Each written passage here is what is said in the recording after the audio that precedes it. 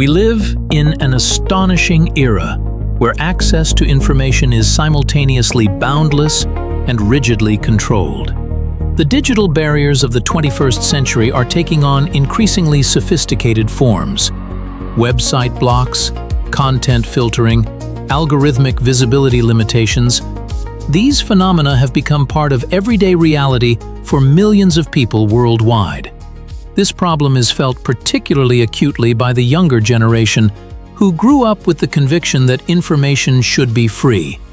Digital walls are being built ever higher, and control tools are becoming ever more perfect.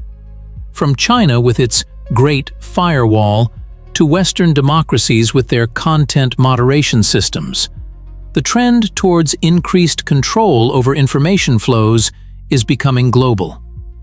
What happens to a person's consciousness when familiar sources of information suddenly become inaccessible? How is a worldview formed in a fragmented information space? And most importantly, how do young people adapt to this reality, creating their own practices for countering digital barriers?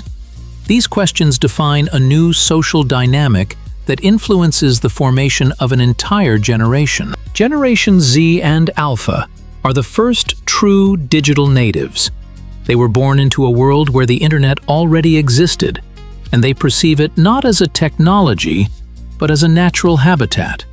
For them, freedom of information is not an abstract value, but a basic condition of existence, like the air we don't notice until it starts to run out.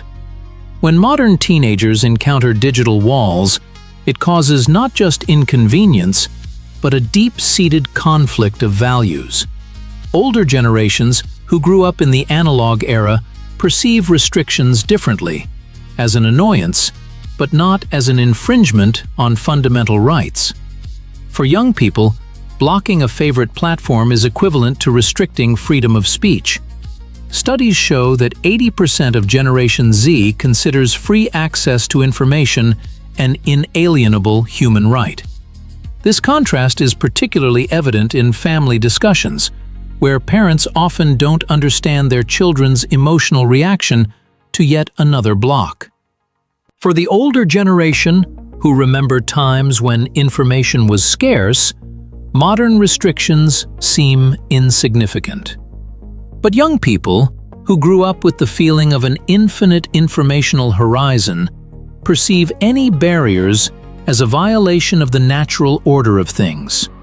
Digital walls contradict the very nature of the internet, which was created as a decentralized system, resistant to control and censorship. The younger generation intuitively feels this contradiction and rejects attempts to turn a free space into a controlled territory. This conflict of values forms a new social dynamic, where technological literacy becomes a tool for preserving personal freedom. Imagine a young person who suddenly discovers that their usual messenger no longer works. The first reaction is bewilderment, then irritation, and then a search for workarounds. This cycle repeats again and again, forming a unique psychological profile of modern youth. Constant information restrictions leave a deep imprint on the minds of those who are still forming their worldview. Psychologists note the emergence of a specific phenomenon: information anxiety. This is a state of constant worry about the possibility of suddenly losing access to important resources. Young people live with the feeling that, at any moment, familiar communication channels can disappear. Such uncertainty generates chronic tension and distrust in the stability of the digital environment. It is interesting that regular blockages do not just cause negative emotions. They fundamentally change attitudes towards official sources of information. Studies show that 70% of young people who regularly encounter censorship stop trusting state media. A paradoxical situation arises: the more control, the less trust. Instead of accepting the official version of events, young people create parallel information ecosystems where critical thinking and the ability to compare different sources are valued. A special type of thinking is formed.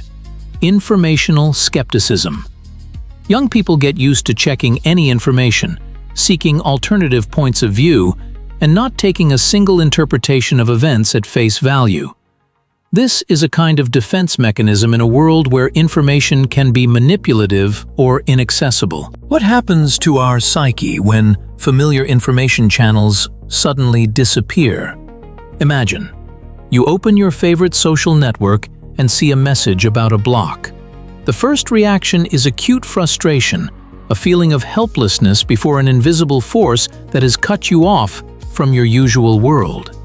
Psychologists call this digital amputation, the sudden severance of a part of a person's virtual identity. Teenagers, for whom digital platforms are the main space for socialization, experience this especially painfully. Studies show that after large-scale blocks, the level of anxiety among young people increases by 30%. A special type of psychological state is formed, information anxiety, when a person constantly experiences fears that access to significant resources may disappear at any moment. This leads to obsessive content saving, the creation of backup communication channels, and chronic stress. Regular blocks also cause cognitive distortions. Tunnel vision emerges when the search for workarounds becomes so engrossing that a person does not notice other aspects of reality. Paradoxically, censorship often leads to opposite results. Instead of accepting the official point of view, young people develop hypertrophied critical thinking. They begin to doubt everything they hear from official sources and actively seek alternative interpretations of events. Psychologists call this phenomenon the forbidden fruit effect, when restricting access to information only strengthens interest in it and reduces trust in the source of restrictions. The constant need to overcome information barriers forms a special type of thinking, adaptive creativity. Young people learn to find unconventional solutions, think metaphorically, and use Aesopian language in communication. They create their own code systems, understandable only to the initiated. Thus, censorship involuntarily becomes a catalyst for the development of creative potential. When familiar platforms stop working, young people don't just lose access to entertainment, they lose entire social universes. Digital socialization, in the context of blockages, takes on the character of migration. Communities move from one platform to another, adapting to new conditions. This digital nomadism forms a special type of identity, flexible, adaptable, not tied to specific platforms. Young people learn to quickly master new spaces, transferring their social connections across digital barriers. It is noteworthy that such migrations often strengthen group cohesion. Joint overcoming of difficulties creates a sense of solidarity, unavailable under normal conditions. The phenomenon of digital diasporas emerges, scattered communities united by the common experience of overcoming information restrictions. New cultural codes and practices are formed on alternative platforms. Language becomes more metaphorical.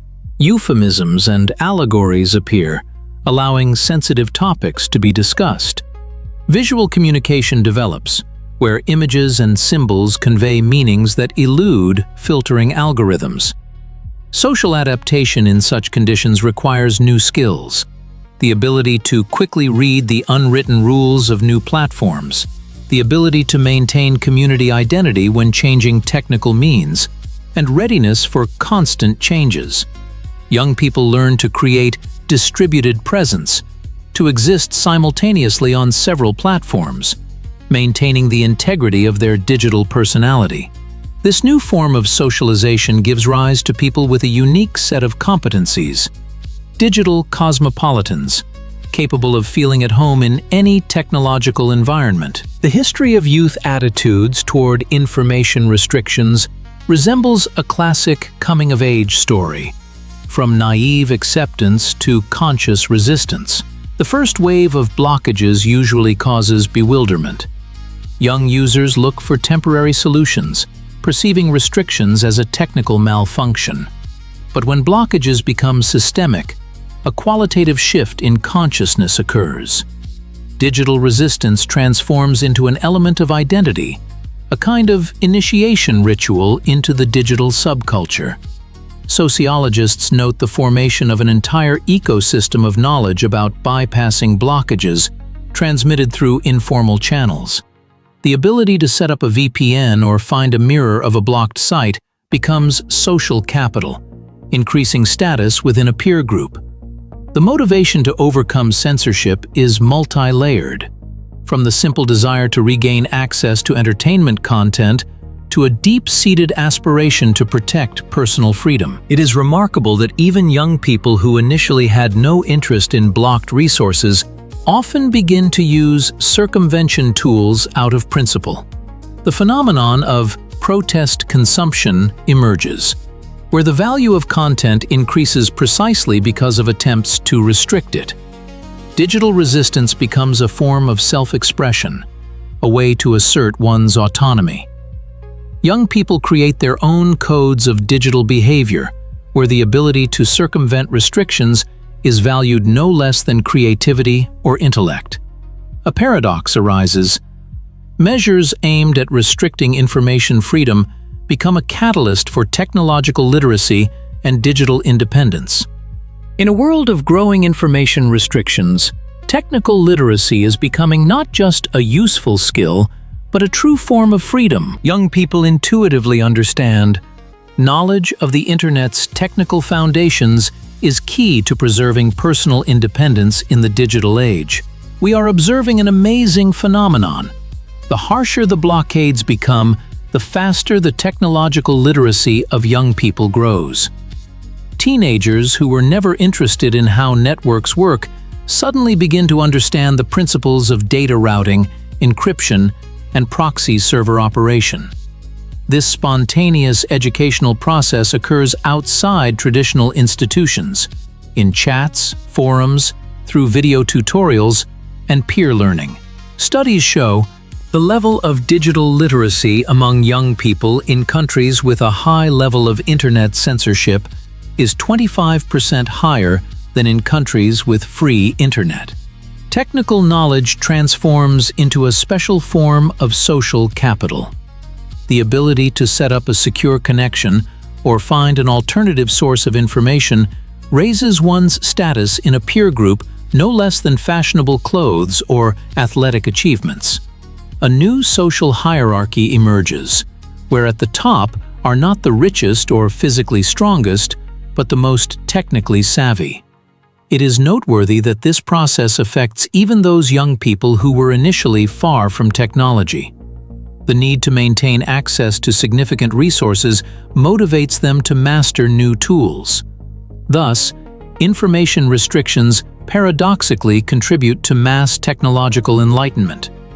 Technical knowledge becomes a peculiar currency exchanged within communities. A culture of mutual assistance arises, where more experienced users help newcomers master the tools of digital independence. In youth circles, knowledge about bypassing digital restrictions is transmitted in a special way, through informal educational networks, reminiscent of medieval guilds. When official channels do not provide the necessary information, self-organizing mutual aid communities emerge. Closed chats, specialized forums, video tutorials on alternative platforms. All these are elements of a new educational ecosystem existing in parallel with the traditional one. Here, the principle of everyone teaches everyone applies. Today, you are a novice. Tomorrow, you are a mentor for another. The phenomenon of digital mentorship has become a noticeable social phenomenon.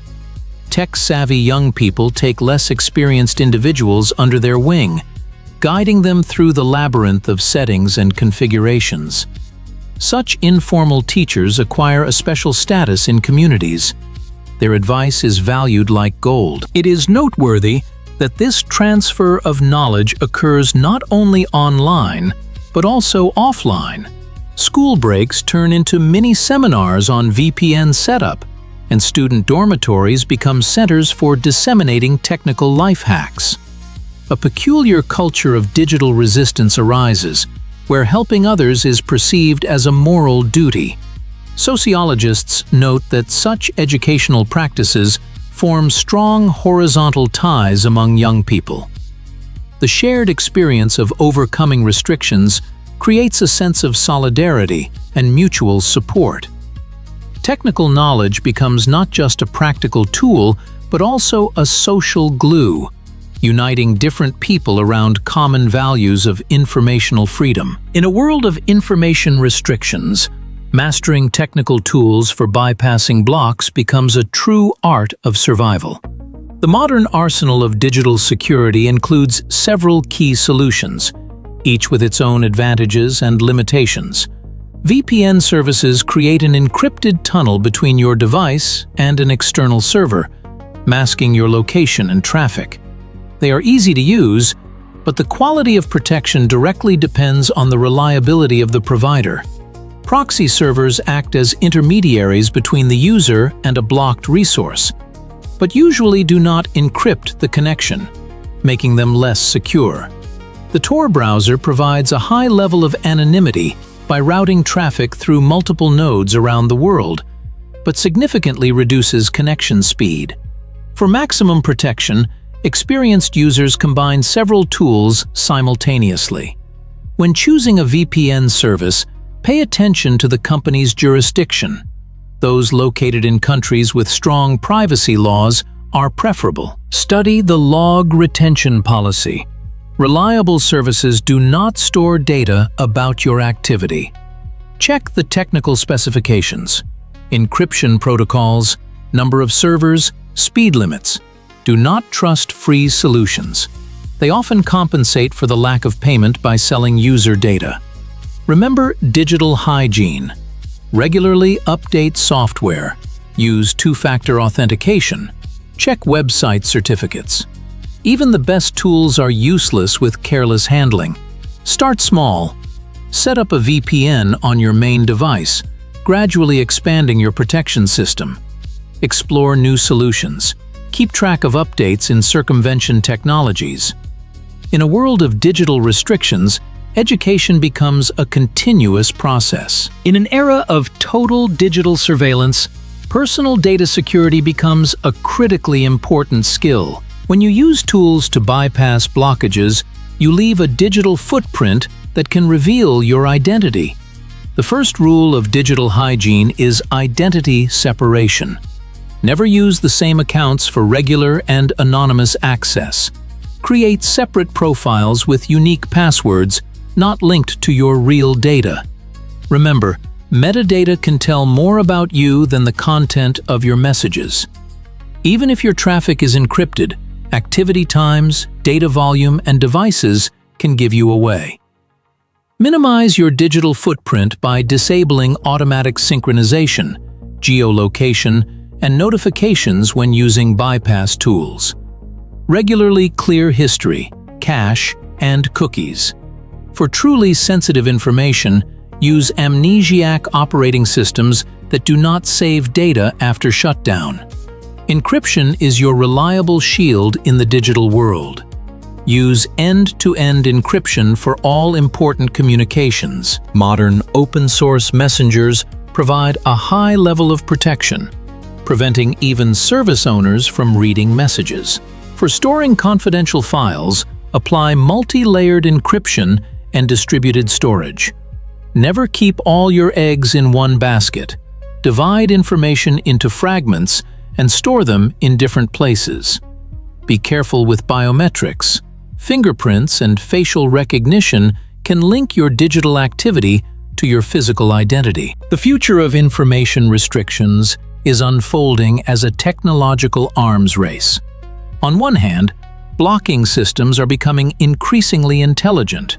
From simple domain bans, we are moving towards selective content filtering using artificial intelligence. Deep packet inspection algorithms are already capable of analyzing encrypted traffic by its digital signature, and neural networks have learned to recognize attempts to bypass blocks. In the coming years, these technologies will only improve, making traditional bypass methods less effective. However, tools for preserving digital freedom are also developing in parallel.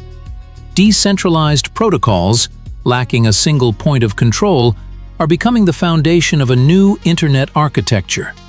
Traffic masking technologies are evolving, making it indistinguishable from regular connections.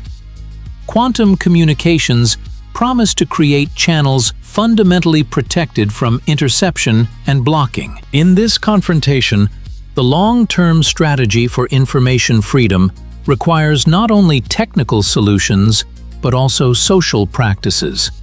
The formation of distributed mutual aid communities, the development of digital literacy from an early age, the creation of backup communication channels. All these are elements of a sustainable ecosystem of resistance. International solidarity plays a special role. When blocking technologies spread across borders, so too should knowledge about overcoming them. We are witnessing the birth of a global culture of digital resistance, where young people from different countries exchange experiences and tools.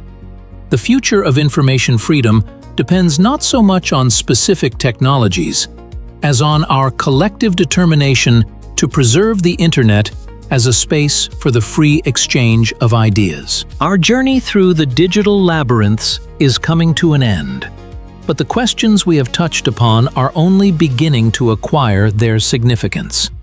Information restrictions have become a catalyst for the formation of a new type of personality, a person with a developed sense of digital sovereignty. The younger generation, faced with blocks and censorship, has not merely learned to circumvent obstacles, it has developed a fundamentally different attitude towards information and freedom. Personal information sovereignty is not just about technical skills and knowing tools to bypass restrictions. It is an entire philosophy of interacting with the digital world based on conscious autonomy, critical thinking, and responsibility for one's information space.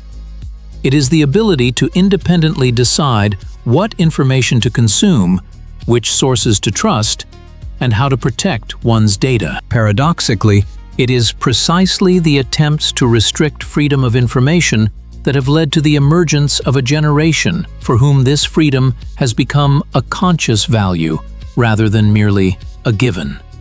The balance between society's information security and the right to free access to information remains fragile and unstable.